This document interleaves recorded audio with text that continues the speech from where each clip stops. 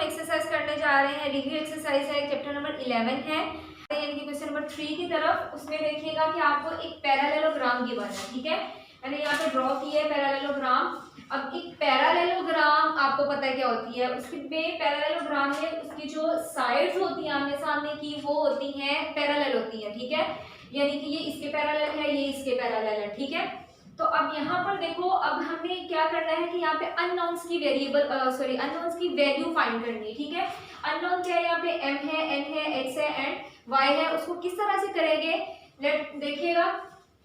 सबसे पहले देखिए कि आपके पास यहाँ पे हम क्या होता है कि पैरेललोग्राम में ऑपोजिट साइड जो होती हैं वो कॉन्ग्रुएंट होती है, ठीक है। कॉन्ग्रुएंट का भी आपको अच्छी तरह से पता है कि कॉन्ग्रुएंट क्या है। हम लोग ऑलरेडी इसको क्लास में भी डिस्कस कर चुके हैं और हम लास्ट लेक्चर में भी डिस्कस कर चुके हैं। तो यानी कि अगर इसकी पैरेलल ऑपोजिट साइड्स कॉन्ग्रुएंट है, यानी कि n इक्वल होगा किसके, 75 के, ठीक है। ये ऑपोजिट साइड है ना इसकी पैरेललोग्राम की, तो यानी कि n आ गया कॉन्ग्रुएंट किसके, 75 के। उसके बाद यानी कि हमारे पास अभी किसकी वैल्यू आ गई, n की आ गई है। अब यहाँ पर देखें कि अगर मेरे पास n की वैल्यू है तो आपके पास जिस तरह से ऑपोजिट साइड जो होती हैं, ऑपोजिट एंगल्स जो होते हैं इसमें कॉन्ग्रुएंट होते हैं, उसी तरह से इसमें ऑल्टरनेट जो एंगल्स हैं वो भी क्या होंगे, कॉन्ग्रुएंट होंगे। यानी कि ये y वाला जो है इसके कॉन्ग्रुएंट होगा, ठीक है। यानी कि ऑल्टरनेट में उसके जो एंगल पड़ा हुआ है वो भी क्या है, कॉन्ग्रुएंट है।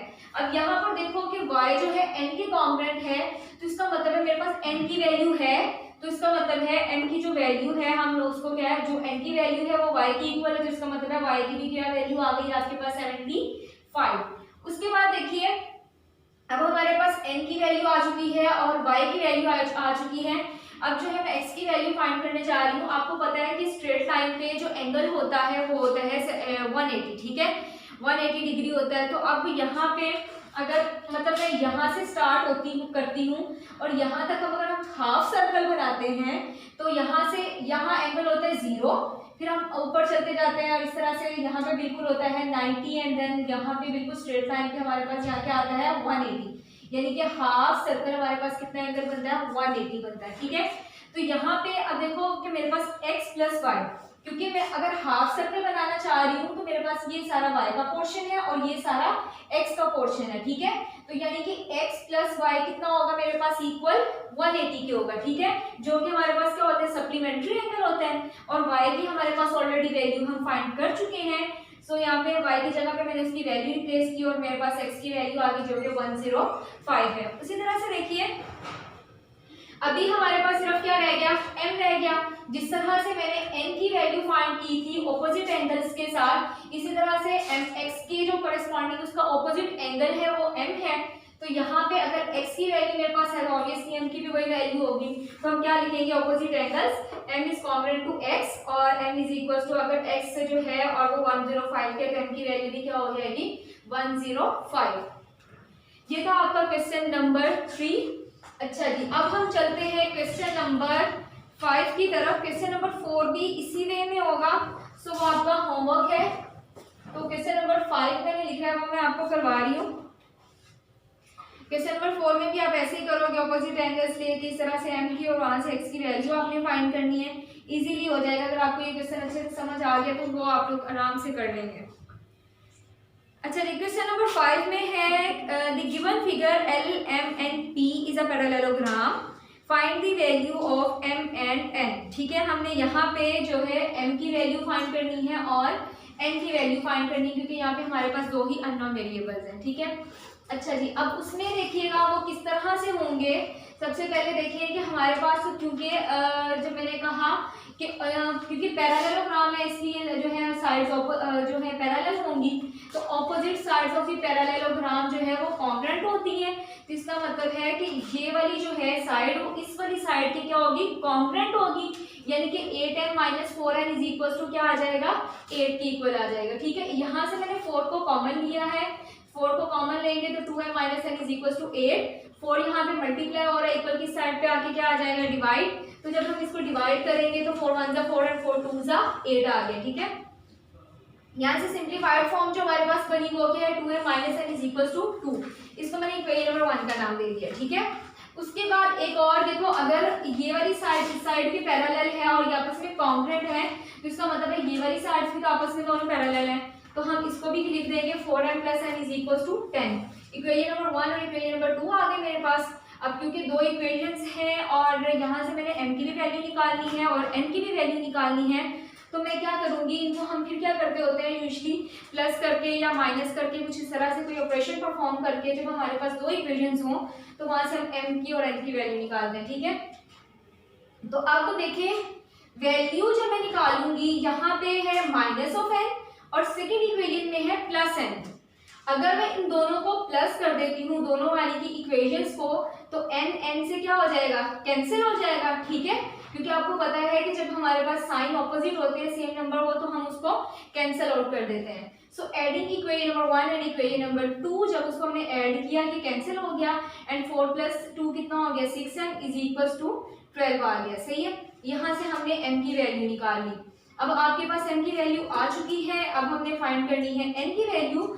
और उसके लिए आपको पता है कि जब आपके पास एक वेरिएबल की वैल्यू आ जाती है तो फिर आप जो भी आपके पास इक्वेशंस गिवन होती हैं उन दोनों इक्वेशंस में से आपकी अपनी मर्जी है, चाहे इसमें पुट कर दे चाहे इसमें पुट कर दे, यूजुअली हम उसमें करते हैं जो इजी लग रही होती है, ठीक है। तो यहाँ पे m की वैल्यू जो है मैंने इक्वेशन नंबर 1 में पुट कर दी, जहाँ पे m था उसकी जगह पे मैंने उसकी वैल्यू रख दी।